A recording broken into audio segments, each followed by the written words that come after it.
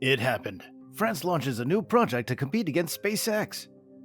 With the launch of Falcon 9, the future of mankind in space is dependent more on people like Elon Musk. The monopoly of governments on the infinite territory of space ended when the most powerful rocket in the world was launched by SpaceX, a private company owned by Elon Musk. It opened a new chapter of technopolitics, events of which are now unfolding. We are in a new technopolitical era where technology and politics are strongly intertwined. The first space race between the US and Russia showed off each country's technological advancement and political strength. But the space race that is now between commercial companies and the state government-funded institutes is more cutthroat than ever. This race is a clash of ideology and technology. When Musk announced the launch of SpaceX and the reusable rocket engine, many people talked about its effect on the environment, technology, space exploration, and politics. It was believed that one or another country must snap into action and stand to compete with SpaceX. And now, it's finally happening. Recently, French Finance Minister Bruno Le Maire announced a new space program for Europe to compete against SpaceX. According to this program, Europe will also have access to reusable launchers. Even though the French space program is the third oldest national program in the world, there were some bad strategic choices in the past 10 years in the space program. The politics of rockets and the race for space domination was always neck and neck. It's always been a question of each country's pride and admiration. And now, with so many entrepreneurs entering the race with their own advanced technology and relentless pursuit of low-cost space launch projects, the competition just got to a whole new level. Or, in the words of the famous Sherlock Holmes, the game is on. This new plan of France will have rocket firm Ariane Group develop a small lift rocket called Maia. Originally, this plan had a deadline of 2030, but with SpaceX making history with its very first reusable rocket launching, this timeline is moved 4 years ahead. Even if there aren't many technical details available, it's said that this Maia will have lift capacity of up to 1 metric ton to low Earth orbit. This rocket will be powered by a reusable Prometheus rocket engine. Prometheus is still in its early stages of development. Now, this rocket launcher is reusable and has the thrust comparable to SpaceX's rocket engine called Merlin 1D. And unfortunately, there are 9 Merlin 1D engines on SpaceX's Falcon 9, so it has 15 times more lift capacity than Maia's reported capacity.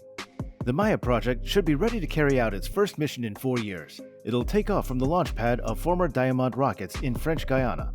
The technology is tested on a reusable rocket demonstrator. Rocket politics in Europe have always been entangled and difficult to decipher.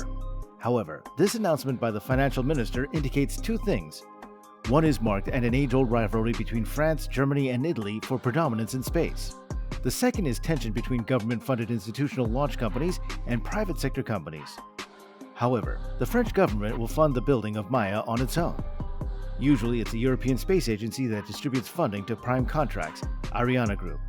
Out of 30 billion euros declared for the industrial innovation program called France 2030, about 1.5 billion euros will go to the space operations alone. Previously, the competition was limited to other countries, but with SpaceX in the picture, the dynamics have shifted.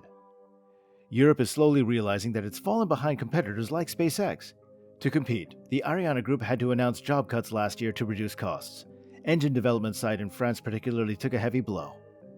As restitution, Prometheus rocket engine is being developed at this site in France, in addition to Maia being manufactured there.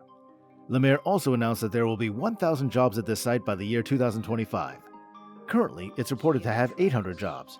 It seems that the primary concern of the government is well-paying space jobs instead of just competition. Some of the Ariane Group employees are transferred from Germany to help manufacture engines.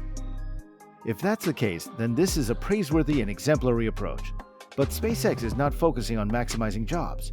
Its purpose is dominance in space, and the company is working diligently to that end. The country also plans to fund projects on reusable micro-launchers. Newly born startups like Stratospace System and French Venture Orbital System are assumed to compete. This strategy is no doubt inspired by the US, since the French Space Agency will provide technical support to the winners. This plan also involves working with Germany and Italy and competing for commercial geostationary satellite launching.